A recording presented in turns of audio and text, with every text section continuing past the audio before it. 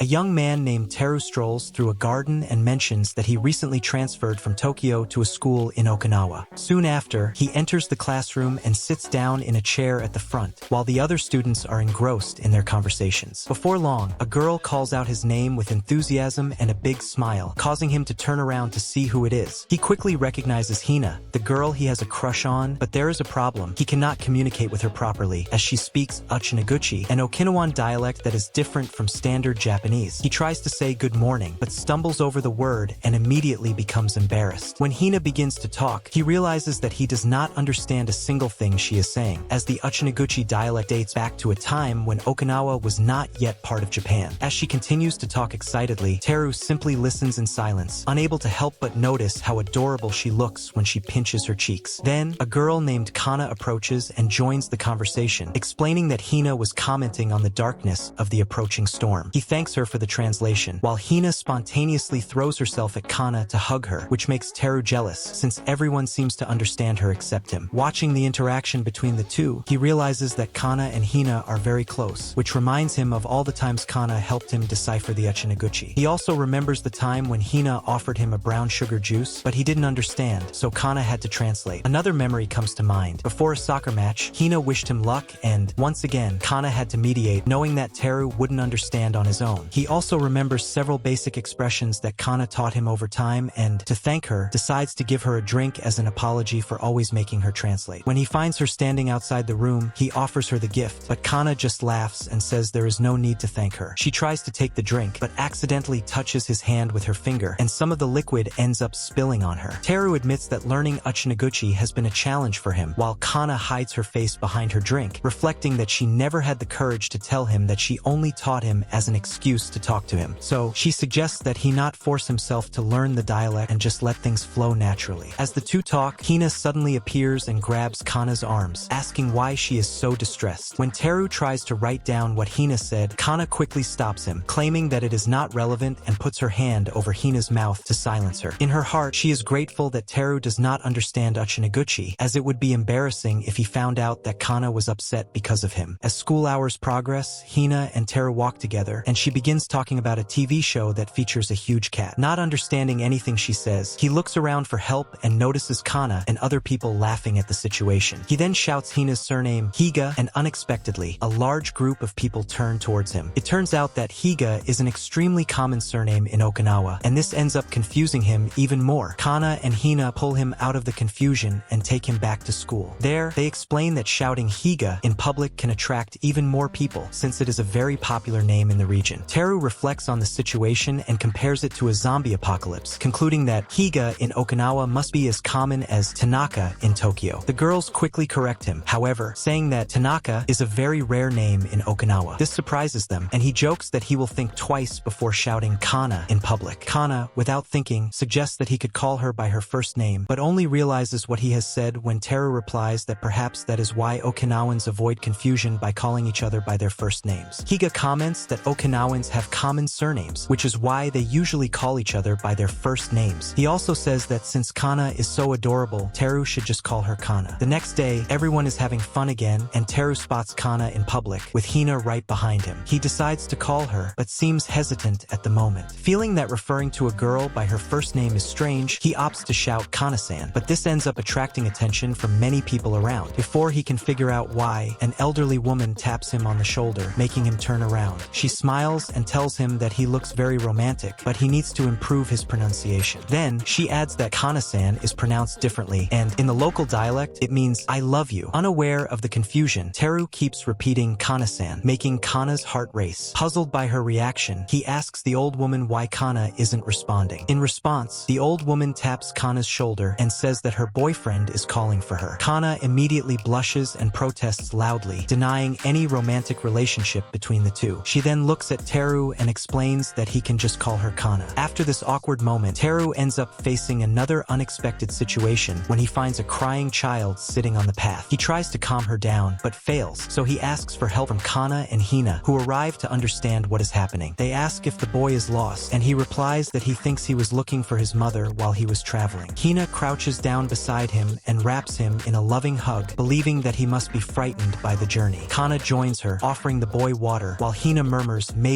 Mabia, Yurikuyo, and pats his back lightly, as if comforting his soul. Curious, Teru asks Kana what Hina just said. Kana explains that in Okinawa, when someone experiences a great fright, their life energy, called mabui, can be detached from their body, leaving them weak. To restore it, a shaman named Yuri performs a ritual and recites magic words to restore the lost energy. Kana also comments that Okinawan grandmothers often repeat this tradition to keep her alive, and that her own grandmother still does it for her. The boy, however, drops the glass and starts crying again, insisting that he needs to find his mother. Hina calmly tells him that there is no need to rush and adds that Okinawa is a small island. She says that her grandmother used to say that in the local dialect there is no word for goodbye, because no matter how far away, if someone is in Okinawa, eventually you will meet again. Kana translates this explanation for Teru, who is impressed, but the moment is interrupted by the arrival of the boy's mother. As he holds his mother's hand, the boy looks at Hina and says that he did not understand her words, asking her to repeat them. Kana then explains to Teru that the new generation in Okinawa no longer speaks Uchinaguchi fluently, making it difficult for even them to communicate. Meanwhile, Hina repeats her explanation to the boy and adds that the elderly do not say goodbye by saying goodbye, but rather something that means see you in the future. After this encounter, the trio continues on their way. Hina comments that the boy didn't want to leave her and starts singing happily as he walks. Teru, on the other hand, walks absent-mindedly with his eyes closed. Suddenly, a cat appears in the middle of the path, and Hina shouts for it to get out of the way. Taken by fright, it quickly dodges, while a man carrying the cat apologizes before leaving. Intrigued, Teru asks the girls why there was a cat walking around freely. Hina explains that the cat fighting season is coming, as the weather is getting warmer. She comments that the cat was on its way to the beach to train for the next championship and reminds Teru not to forget to clean the animal's face. Then, seeing how surprised he was by the scene, she decides to play and gently touches its face, the same way she did with the boy. Taro imagines that Hina will hug him and open her face a little, but instead, she turns him to face her and opens her face completely. Noticing his shock, she smiles and explains that bright faces are for children, while adults need to keep a serious expression to regain their energy. This leaves Taro even more surprised than the cat before, and he feels his heart sink a little. At school, a classmate asks if he has ever tried sata and degui. Taro has no idea what it is, which shocks the entire class, as it is a very popular traditional dish in Okinawa. They explain that it is a dumpling made of flour, butter, eggs, and a touch of pepper, which is shaped into small balls and fried in hot oil. Excited, Taro says he would like to try it, prompting Iso, one of the students, to promise to ask his grandmother to make some for him. Where then mentions that his grandmother works at the Nakama market and that he will also ask her to make the dish. Then another student, Tensuki, gets excited and says that he will make sata and deiji for Taro himself. Little by little, the whole class agrees to bring him the sweet treat, leaving him confused as to why he is so affectionate. Seeing his lost expression, Haim laughs and explains that he is going through the famous kami-kami attack of Uchinagochi. In Okinawa, people like to make foreigners feel welcome and show affection by offering them traditional dishes that they have not yet tried. It is like when a grandmother stuffs her grandson with her favorite food, something common there, because they want the visitors to know that they are loved and welcome. Hina then asks Kana to make sata and deiji, since hers is the best, and decides to make some too. The next morning, Taro is surprised when the whole class comes over and showers him with dumplings. He is especially happy to realize that Hina brought some that his grandmother had made. In the midst of the commotion, Kana enters the room and hesitates, discreetly holding the bag with the dumplings she prepared. She hides the bag behind her, and when she sees everyone calling for her, she feels nervous. Instead of joining the group, she leaves the room and sits outside, embarrassed that she doesn't have the courage to hand over the dumplings she made especially for him. When she gets up to leave, Taro appears and stops her, asking if she's okay. As he noticed she seemed strange earlier, Kana realizes that he really cares about her and that he came after her only to ask about her well-being, which makes her happy. She says that she's fine and that she was already leaving, but Hina arrives and encourages her to stay. Gathering her courage, Kana finally hands the sata and degui to Taro, who jokes that she was late in the kami-kami attack. The three of them sit together and enjoy the dumplings, but soon the tranquility is interrupted by a group of students from other classes asking if he is the Taro who has never tasted sata and degui. Soon, more people start to approach, even from other schools, and the girls get tense when they see Taro surrounded and with his mouth being stuffed with dumplings by everyone around him. And here ends part 1 about this anime.